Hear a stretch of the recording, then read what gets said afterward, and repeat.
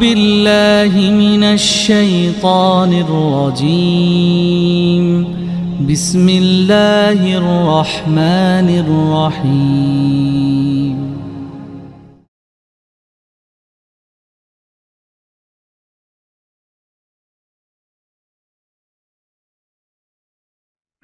Alhamdulillahilladzi anzala sakinatahu fi qulubil mu'minin liyazdadu imanan ma'a imanihim asyhadu an la ilaha illallah wahdahu la syarikalah wa asyhadu anna Muhammadan abduhu wa rasuluh alladzi la nabiyya ba'da amma ba'd.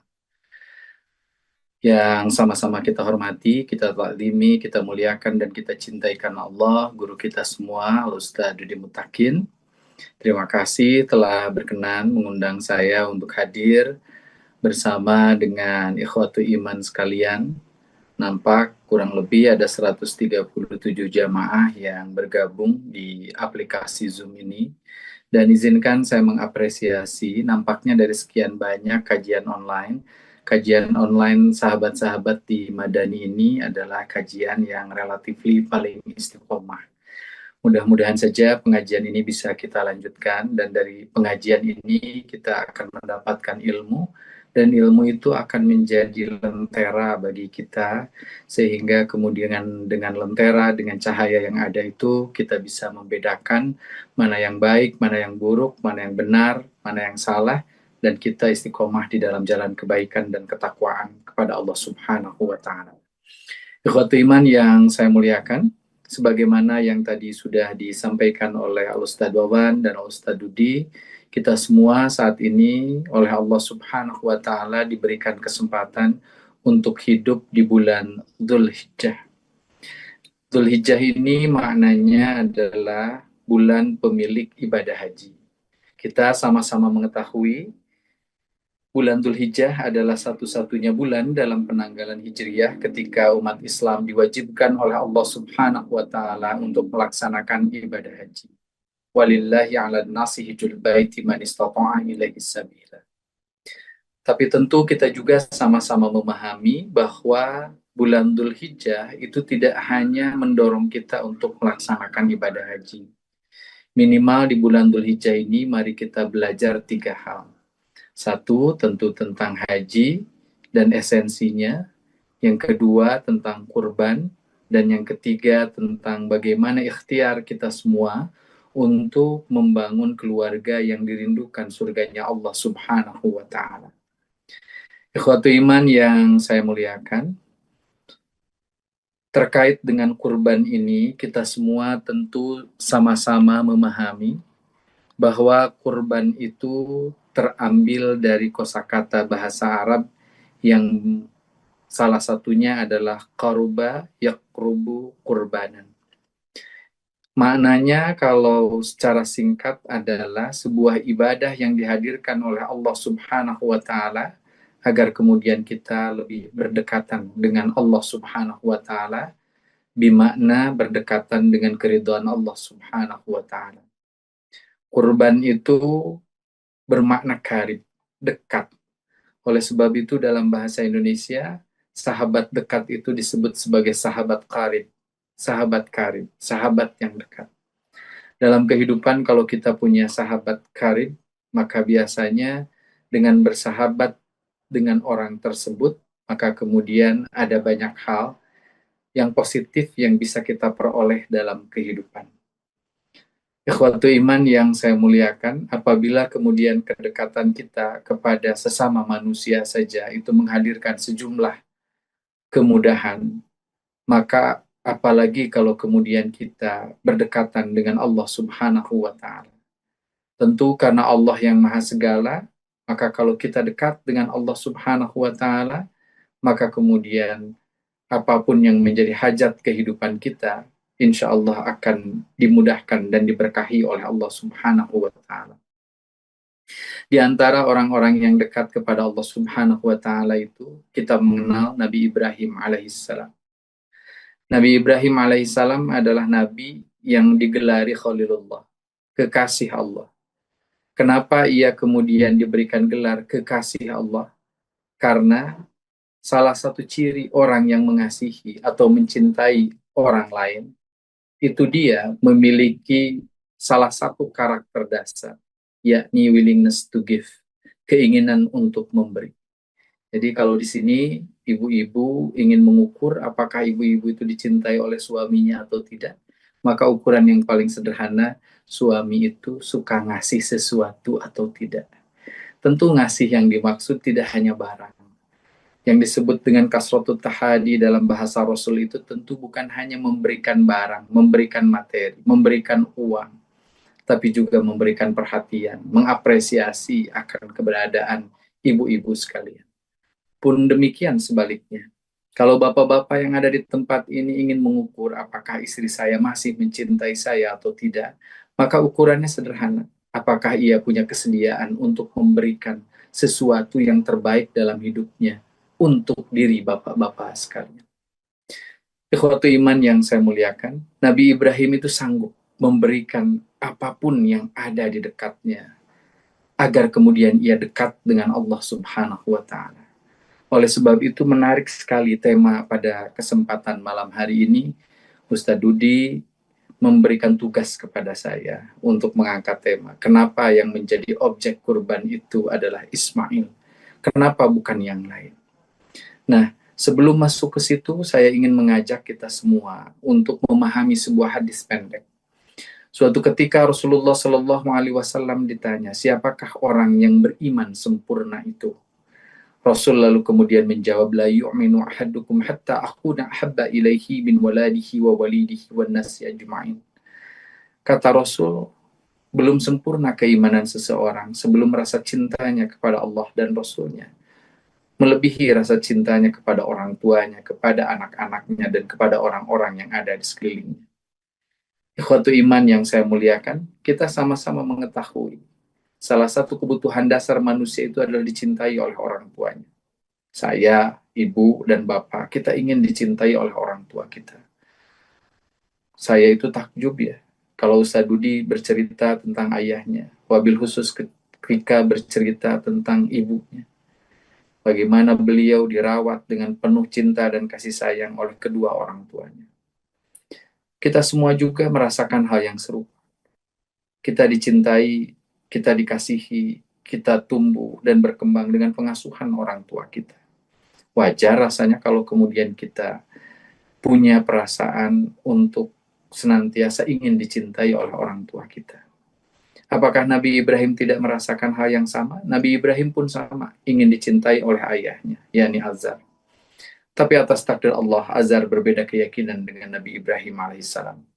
Dan yang menarik adalah Nabi Ibrahim alaihissalam berkenan untuk kehilangan cinta dari ayahnya karena ia lebih ingin dicintai oleh Allah Subhanahu wa Ta'ala. Yang kedua, Nabi Ibrahim mencintai istrinya, mencintai anaknya. Tapi rasa cintanya kepada istri dan anaknya tidak melebihi kecintaannya kepada Rabbnya. Kita tahu Hajar itu, Sarah itu adalah istri-istri yang dicintai oleh Nabi Ibrahim alaihissalam. Hajar itu dicintai dengan cara yang luar biasa oleh Ibrahim alaihissalam. Tapi lalu kemudian ketika diminta untuk berhijrah ke Al-Bakkah, yang kemudian mengalami proses labiodental menjadi Makkah, sebuah kawasan yang tandus kering kerontang, Nabi Ibrahim melakukan itu, meninggalkan Hajar di tempat itu, meninggalkan Ismail di tempat itu. Apakah Nabi Ibrahim tidak mencintai Hajar? Nabi Ibrahim sangat mencintai Hajar. Tapi Nabi Ibrahim lebih mencintai Allah Subhanahu wa Ta'ala. Dan at the end of the time, at the end of the day, ternyata yang harus ia berikan bukan hanya istrinya, tapi juga anaknya. Kalau pertanyaannya, kenapa yang menjadi objek kurban adalah Ismail alaihissalam? Karena Ismail adalah harta paling berharga, sosok yang paling dicintai oleh Nabi Ibrahim alaihissalam. Tadi saya lihat ada pertanyaan di kolom komentar. Ini mana yang benar? Yang dikurbankan itu Ismail atau Ishak? Dari apa yang kemudian saya baca di dalam kitab Al-Bidayah wa Nihayah, itu jelas kan. Yang dikurbankan itu adalah Ismail. Dan Ismail itu secara kebahasaan artinya Allah mendengar. Jadi luar biasa ya. Nabi Ismail itu namanya saja luar biasa. Allah mendengar. Kenapa ada kalimat Allah mendengar? Itu menunjukkan bahwa doa Nabi Ibrahim alaihissalam itu didengar oleh Allah Subhanahu wa taala, lalu kemudian dikabulkan oleh Allah Subhanahu wa taala. Bayangkan Nabi Ibrahim itu sangat menginginkan kehadiran seorang putra. Dan yang harus kita catat adalah keinginan Nabi Ibrahim punya seorang putra, punya buah hati, itu tidak hanya dilandasi dari aspek manusiawi saja. Kita tahu kita sebagai hewan yang berakal, kita butuh keturunan. Tapi kebutuhan Nabi Ibrahim akan keturunan itu tidak disandarkan pada sifat hewaniah kita sebagai manusia. Tapi Nabi Ibrahim alaihissalam ingin punya anak, ingin punya keturunan, agar ada orang yang melanjutkan jejak dakwah yang ditinggalkan oleh Nabi Ibrahim alaihissalam di suatu saat nanti. Kita bersyukur misalkan ya, kita punya teladan-teladan kebaikan. Dulu ayahnya Al-Ustadz Dudi Mutakin adalah seorang pendakwah. Ia punya beberapa buah hati yang kemudian alhamdulillah bisa melanjutkan gerakan dakwah yang kemudian beliau lakukan. Sekarang Ustadz Dudi Mutakin alhamdulillah punya irsyad yang juga insya Allah akan melanjutkan rekam jejak perjuangan dakwah yang dilakukan oleh Ustadz Dudi Mutakin. Ini adalah sunnah yang dicontohkan oleh Nabi Ibrahim AS. Kalau kita punya anak, pastikan anak itu berkontribusi pada tegaknya kalimatillah di muka bumi. Itu yang paling pokok. Nah, ketika kemudian Nabi Ibrahim alaihissalam diberikan Ismail alaihissalam, maka kemudian tiba saja Allah Subhanahu wa taala memerintahkan Nabi Ibrahim untuk menyembelih Ismail. Dan tolong koreksi saya. Dari 6.236 ayat Quran yang dikodifikasi menjadi 114 surat dan dikodifikasi lagi menjadi 30 juz. Saya belum menemukan ayat yang menyuruh Nabi Ismail alaihissalam untuk berkurban. Nggak ada. Yang disuruh berkurban itu Nabi Ibrahim alaihissalam. Ismail itu tidak diperintahkan untuk berkurban. Yang diberikan perintah untuk berkurban itu adalah Ibrahim. Dan Ibrahim ini mendialogkan ini, mendiskusikan ini dengan Ismail. Dan yang paling luar biasa adalah kenapa Ismail bersedia untuk dikurbankan. Makanya saya memahami betul kenapa kemudian kalimat yang diajukan oleh Ustadz Dudi Mutakin dan pertanyaan yang diajukan oleh Ustadz Dudi Mutakin adalah kenapa Ismail yang dijadikan objek kurban. Karena subjeknya bukan Ismail, subjeknya itu Ibrahim. Yang diperintahkan untuk melakukan kurban itu Ibrahim, bukan Ismail. Ismail itu hanya objek yang diajak dialog oleh ayahnya. Mungkin dialog imajinernya kurang lebih seperti ini. Wahai Ismail, ayah tadi malam bermimpi. Ayah mendapatkan wahyu. Ayah harus menyembelih dirimu. Dan kenapa Nabi Ismail begitu ikhlas, begitu ridha untuk kemudian dikurbankan oleh ayahnya? Satu alasannya. Karena Nabi Ismail punya cita-cita memudahkan jalan ayahnya menuju ke surga. Coba.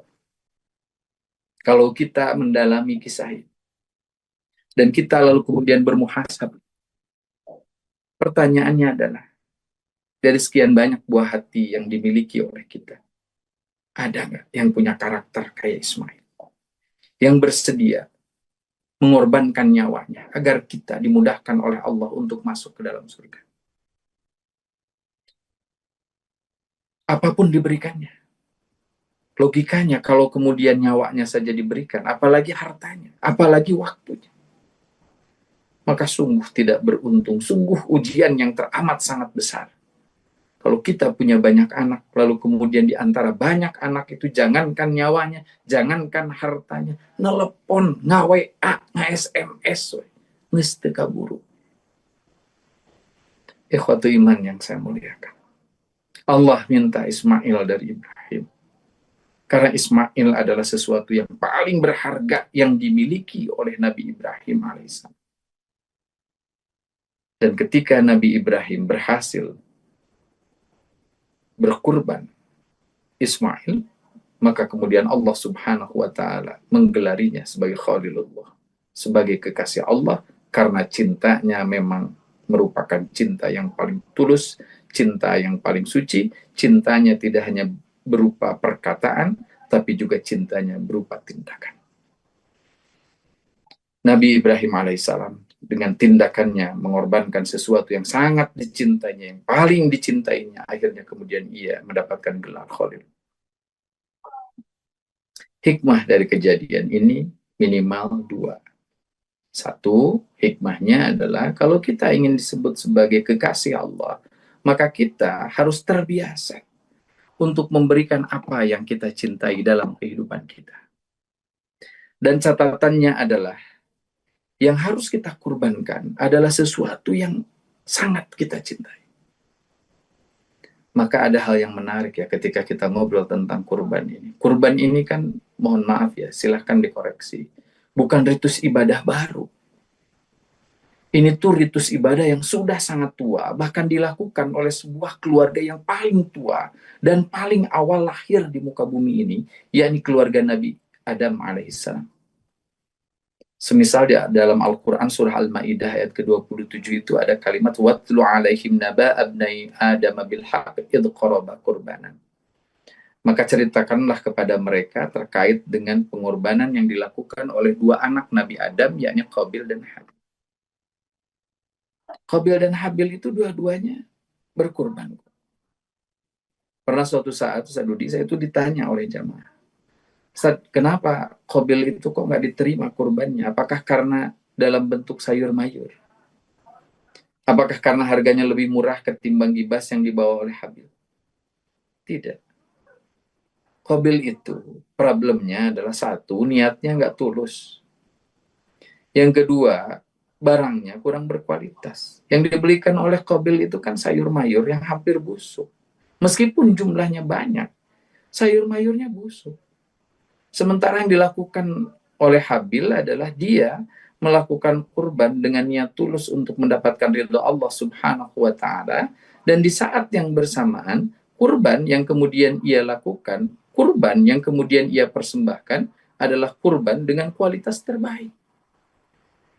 Oleh sebab itu, kalau sekarang kita sudah berdekatan dengan kewajiban bagi kita untuk melaksanakan ibadah kurban, maka saya mengajak kita, ayo bagi kita yang berkurban, lakukan dua hal ini. Satu, kurbanlah dengan niat yang tulus dan ikhlas. Ya, di malam ini, kebetulan rumah saya itu pinggir-pinggiran dengan masjid, saya sudah izin tidak hadir di rapat karena hadir di Zoom. Sekarang itu sedang dibicarakan terkait dengan persiapan Idul Kurban. Biasa kan para mudhahi, orang-orang yang berkurban itu diundang. Contoh di sini nanti insya Allah akan ada 5 sapi, ada 35 mudhahi yang diundang. Lalu kemudian udah biasa kan, biasanya ketua DKM atau panitia itu nanya, silahkan kira-kira bagi Bapak dan Ibu, kalau ada yang ingin dipesan atau ada keinginan, silahkan disampaikan. Itu yang paling unik adalah kalau kemudian sapinya cuma satu, yang berkurbannya ada 7, lalu kemudian yang 7 itu sadayana yang cokor sapi. Kinten-kinten cokor panitia nu mana anu kayak kedah ditek-tek. Kan kakinya cuma 4, yang minta 7, gimana caranya? Terus tadi yang disampaikan oleh Ustaz Dudi, mohon maaf ya, boleh kok hewan kurban kita itu dikasih nama. Tapi kalau kemudian panitia kurang berkenan untuk kemudian menuliskan nama-nama itu, emang kalau tidak ditulis nama kita oleh panitia, lalu kemudian amal kita jadi terhapus di hadapan Allah Subhanahu wa Ta'ala? Kan tidak. Kalau niatnya tulus, setelah ngasih uang selesai urusan kita. Saran saya nggak usah kita pesan-pesan. Saran saya nggak usah kemudian kita harus mewajibkan panitia menuliskan nama kita. Meskipun sekali lagi ya tidak jadi masalah kalaupun kita menuliskan nama para mudhahi di sapi itu silahkan. Tapi kalau kira-kira kita khawatir ya, maka hal tersebut boleh juga untuk ditinggal. Jadi niatnya harus tulus, niatnya harus ikhlas. Beres penyembelihan udah diam di rumah, kalau nggak jalan-jalan ke tempat yang kemudian memberikan kemanfaatan bagi kehidupan kita.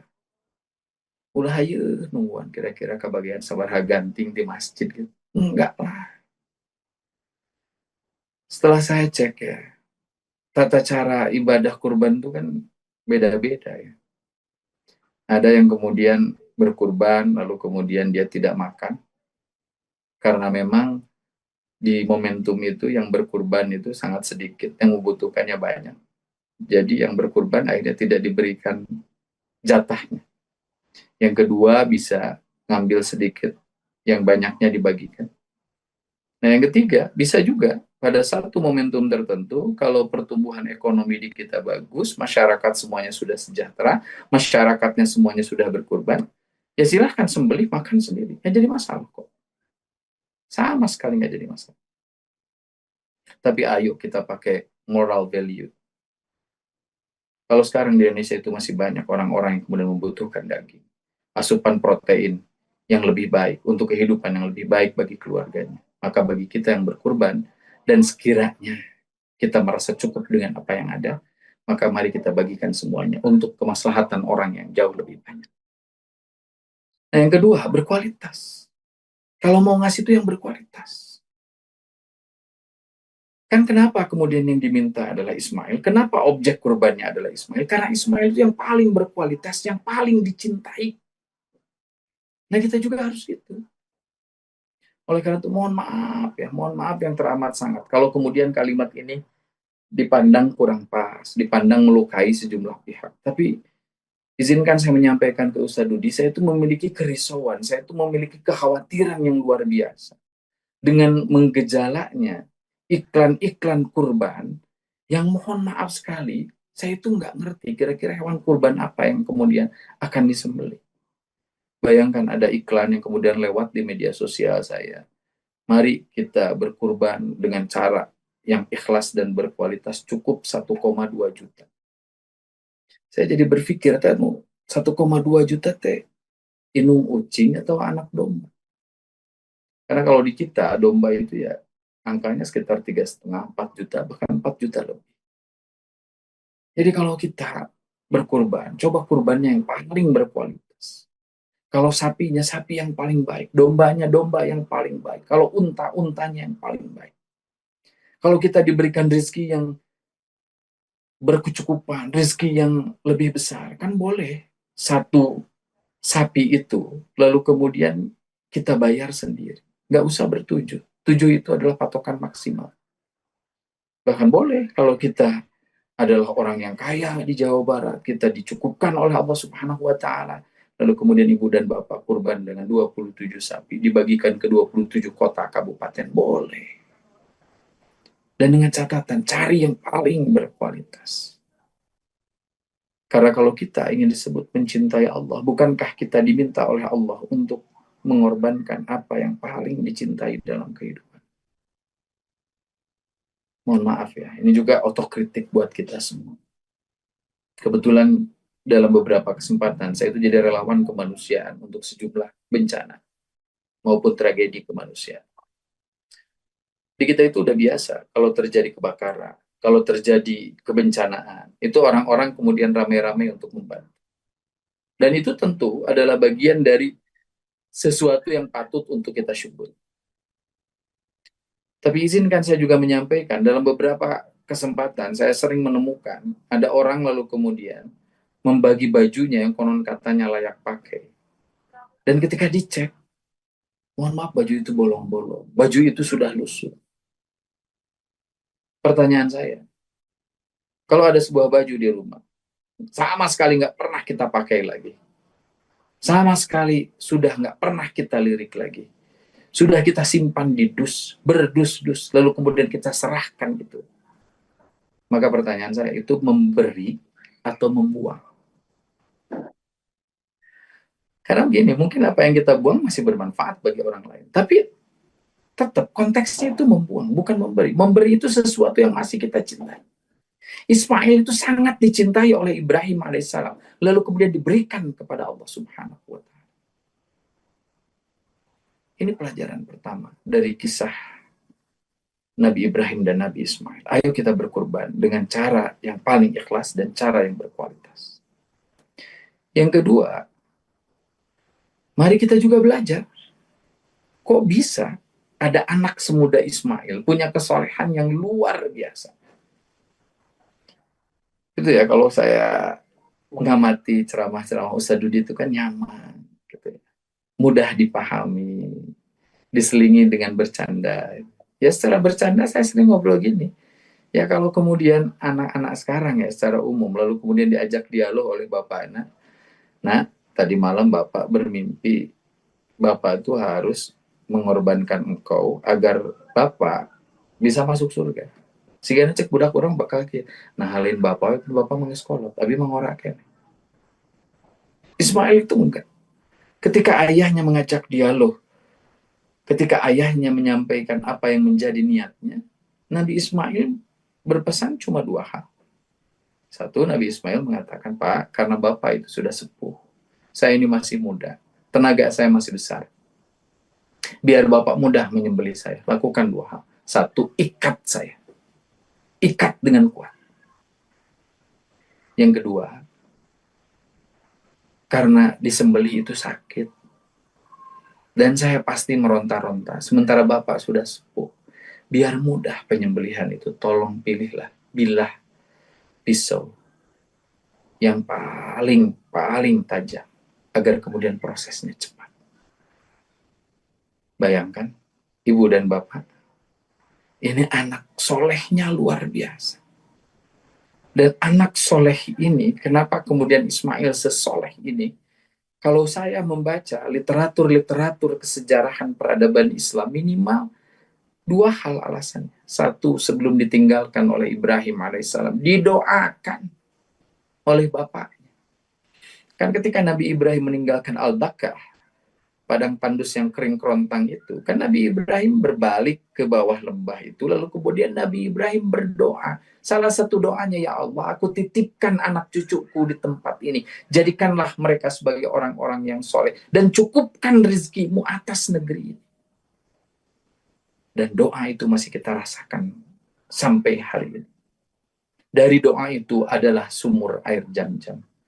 Karena ada sumur air Zam-Zam, karena ada sumber mata air, maka kemudian kota Makkah yang tadinya disebut Al-Baqah, kawasan yang tandus kering kerontang, orang pada nggak mau datang ke situ, karena di situ ada sumber kehidupan yang disebut dengan air, maka kemudian kawasan itu terus tumbuh dan berkembang, dan sekarang kita melihat Makkah jadi kota megapolitan.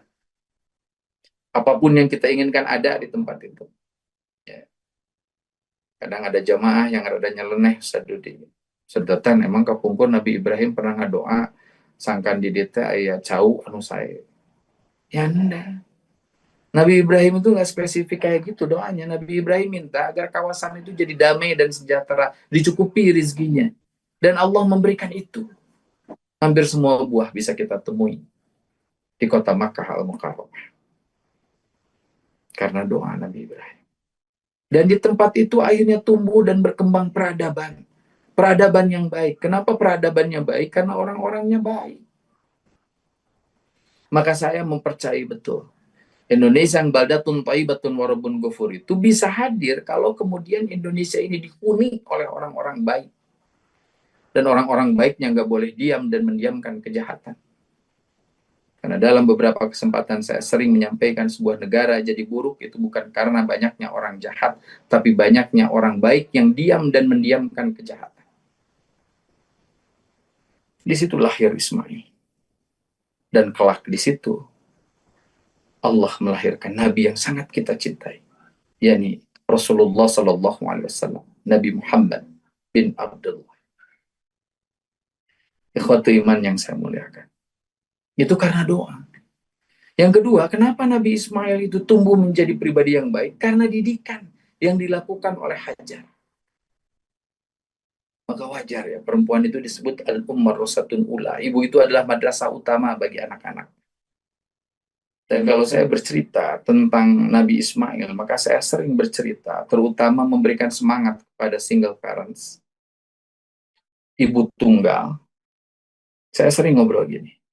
Ibu, kalau ibu menjadi ibu tunggal, itu tuh bukan jadi alasan bagi ibu untuk mentolerir kegagalan ibu dalam mendidik anak.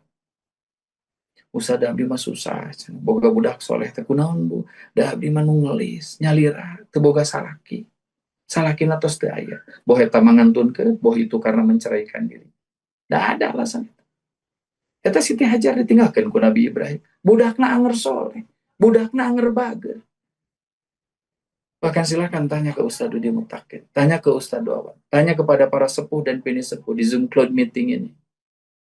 Kita yang belajar tentang sejarah, guru-guru kita yang mulia, kita akan menemukan kenyataan bahwa ada begitu banyak guru-guru yang mulia, para masyaikh, para muasis kita, yang kemudian mereka hadir menjadi teladan peradaban, dan mereka terlahir dari ibu tunggal. Coba saja dilihat.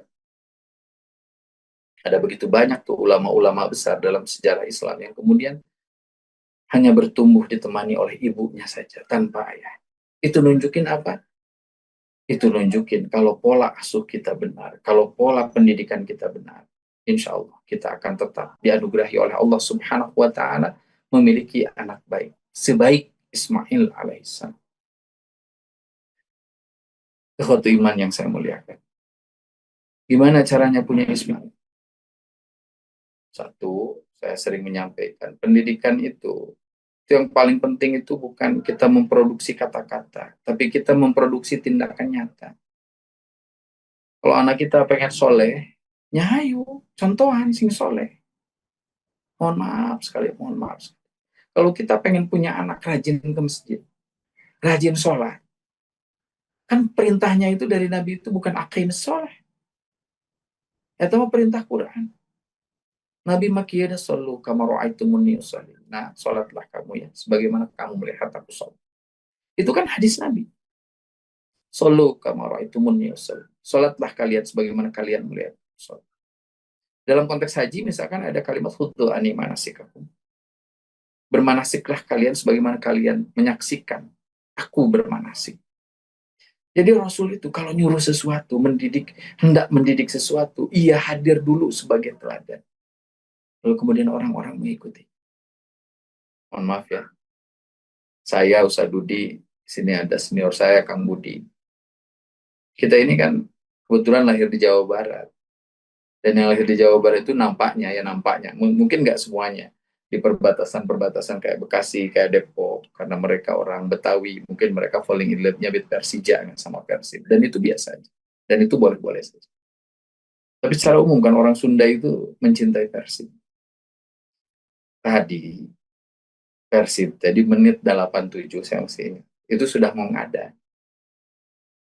Coba jujur aja sama diri kita. Seberapa orang saya init ke Mas tuh. Nah itu kan, ini contoh-contoh sederhana saja deh. Saya berangkat ke masjid. Bahkan yang lucunya tadi anak saya ngobrol gini, Papa, itu ada masjid yang nggak ada nih. Kunaon gitu, Untuk biasanya kan cina ayah adan di paridinya, nah nama adan telat. Ketika kami udah mau iqomah, di masjid yang lain ada yang belum ada. Yang saking kubogoh nakabet. Ya mungkin alasannya ada tahun kali. Ya nggak apa-apa juga silahkan. Ya. Saya nggak mau terlalu kencang persoalan ini. Tapi ini kan jadi tugas kita bersama. Pas tadi ada. Nah ini contoh ya. Oleh karena itu, ayo kita jadi teladan. Ini yang pertama. Yang kedua, kalau kita mau punya anak kayak Ismail, yang merelakan dirinya untuk kemudian dikurbankan oleh bapaknya, agar bapaknya masuk ke surganya Allah Subhanahu wa Ta'ala, maka mari kita mendidik anak kita dengan pendekatan 3T. Tarbiyah, ta'lim, dan ta'dib. Tarbiyah, ta'lim, dan ta'dib itu, kalau di bahasa Indonesia kan, itu unik. Maknanya semuanya adalah pendidikan. Pendidikan. Tapi stressing point-nya beda. Tarbiyah itu meningkatkan seluruh potensi yang terdapat pada diri anak-anak kita. Mari kita yakini anak-anak yang terlahir di tengah-tengah kita itu mereka sempurna. Dalam surat At-Tin itu semua manusia itu dibentuk dalam keadaan yang paling sempurna menurut Allah Subhanahu wa Ta'ala. Oleh karena itu saya minta, mari kita peluk anak-anak kita dengan erat, anak cucu keturunan kita dengan erat, dan bisikan kepada mereka, kamu tuh anugerah terbaik yang Allah berikan pada ibu, pada bapak. Kamu jadi anak baik, jadi anak soleh.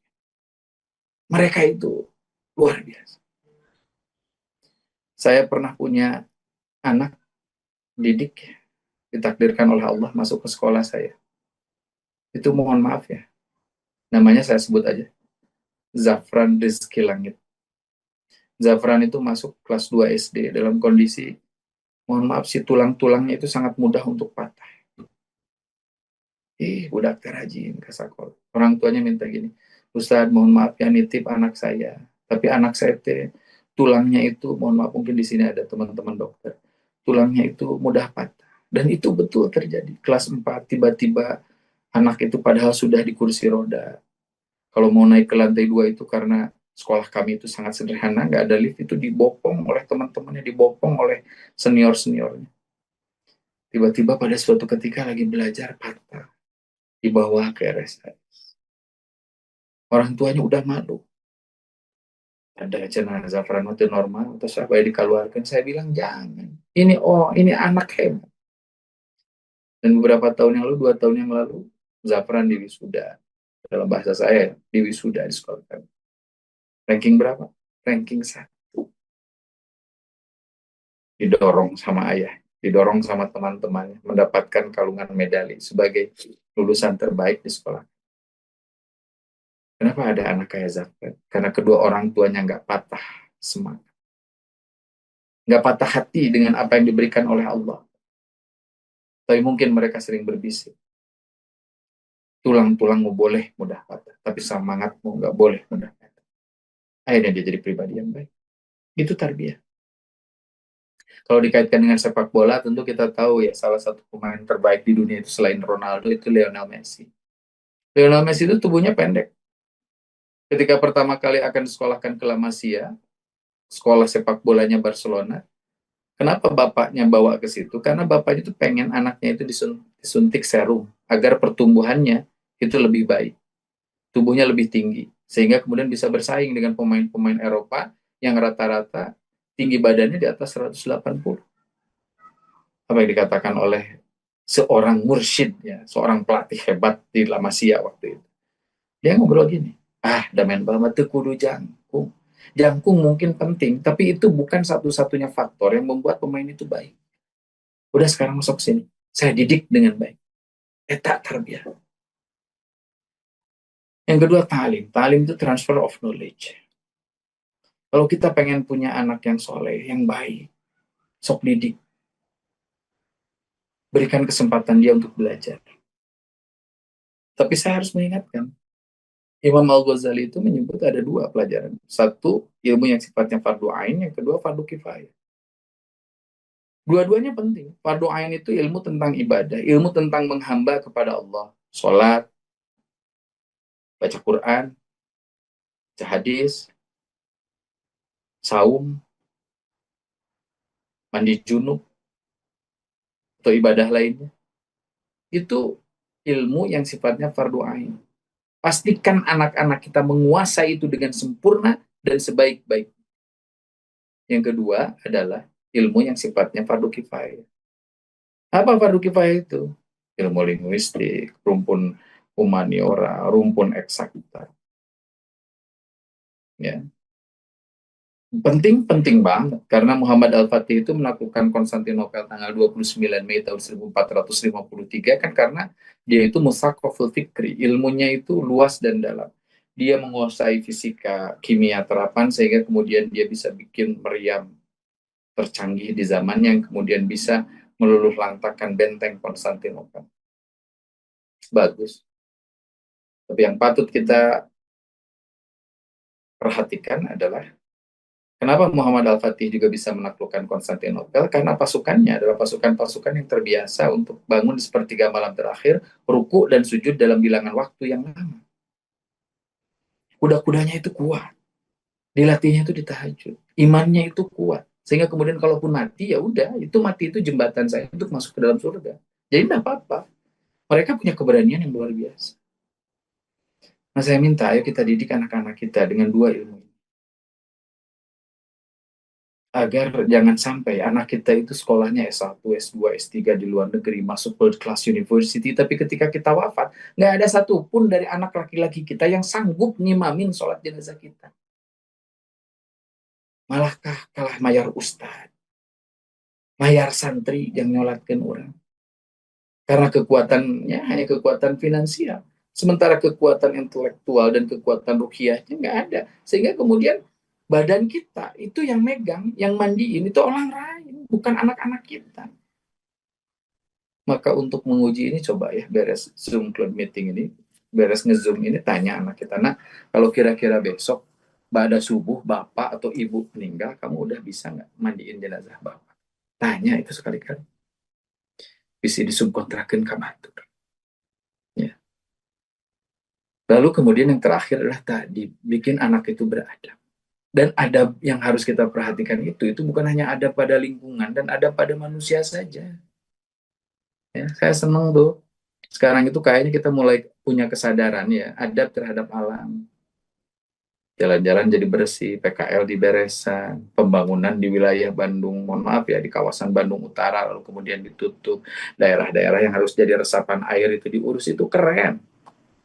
Adab kepada sesama, kita saling menghormati, silih asa, silih asu, silih asi, silih wangikeun, dipedar dina sejumlah pidato, itu bagus, keren. Dan mari kita tambah, coba pakai adab juga kepada Allah Subhanahu wa Ta'ala. Pakai adab. Ya. Sebagai penutup, izinkan saya menyampaikan terkait dengan adab pada Allah itu gini. Ini contoh kecil aja. Kalau 6:30, anak-anak kita belum pakai baju sekolah, kira-kira orang riuh tak? Kan rata-rata riuh. Cepat pakai baju. Nanti mama malu kalau ditegur sama guru, dipanggil sama kepala sekolah, dipanggil sama guru BP, sama guru BK. Nah sekarang subuh 4:30. Berapa banyak yang jam 4 subuh sudah repot? Nah cepat bangun. Cepat bangun. Cepat ke masjid. Mama malu. Keluarga kita sudah diberikan rezeki yang cukup oleh Allah. Bahkan lebih. Masa kita nggak berterima kasih kepada Allah dengan menyempurnakan waktu sholat kita. Tempat sholat kita. Ikhwatu iman yang saya muliakan, mudah-mudahan dengan melakukan itu kita jadi punya Ismail.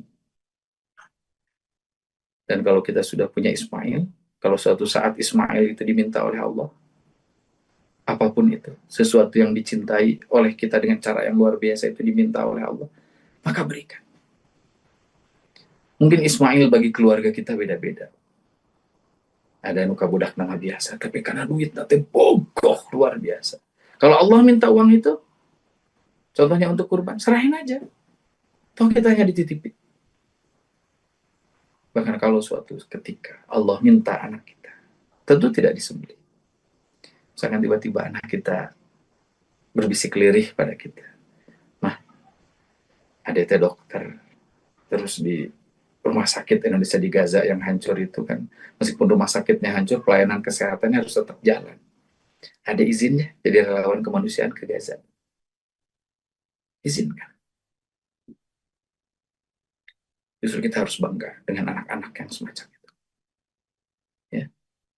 Kalau suatu saat anak kita lalu kemudian tiba-tiba ngobrol, mah, izinnya ada jadi penghafal Quran.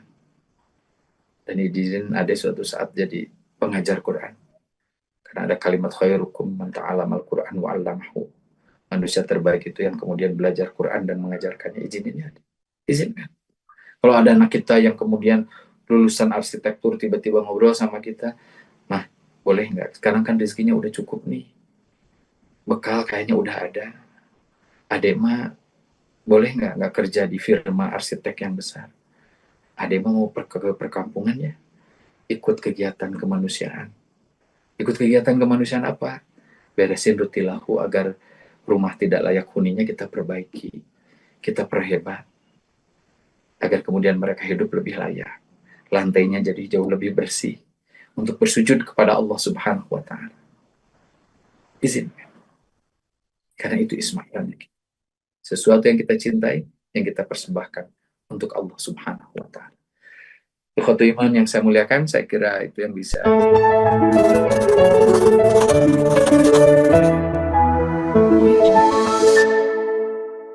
أعوذ بالله من الشيطان الرجيم بسم الله الرحمن الرحيم.